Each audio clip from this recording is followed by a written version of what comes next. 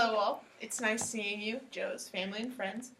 I wish it was for Joe's recruitment for football to Oregon, but not for his moral, but this will have to suffice.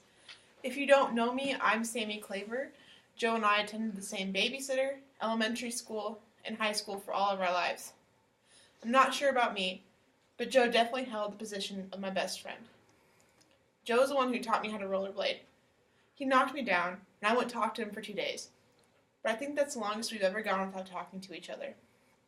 Even though he knocked me down one time, he was the only one that consistently picked me up, and his arms were jacked from doing that so much.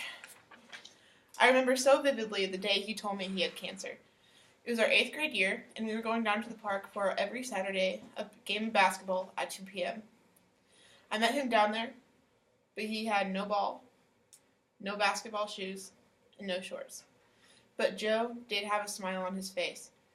He came up to me and hugged me, and he sat on the bench while I heard the most 2 dreaded words I've ever heard in my life: Hodgkin's lymphoma. Our dear friend Joe was diagnosed with cancer. Through the week of unfluctuating bawling and asking God why over and over again, I started to see Joe again. I saw Joe who I knew, and not the Joe who I thought he would become. He still loved Oregon Ducks, McDonald's McNuggets, and Joe still loved to laugh and smile. I've never seen anyone so full of life while their life was slipping away from them. Joe never stopped smiling, especially at the cartoonish sign that displayed our school as tacky and undesirable, and why would I want to come to a school that illustrates us as with a Comic Sans font.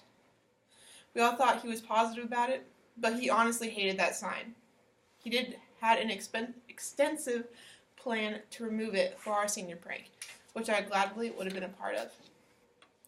Joe made me proud, and if I could describe him with one word, it'd be unforgettable. Joe was my best friend, and he was a friend to everyone he made eye contact with. He made it a personal goal of his to make everyone he knew feel like they were essential to life. I've never heard Joe talk bad about someone unless they beat the Oregons in a game. So he's probably cussing out the whole North Carolina basketball team right now.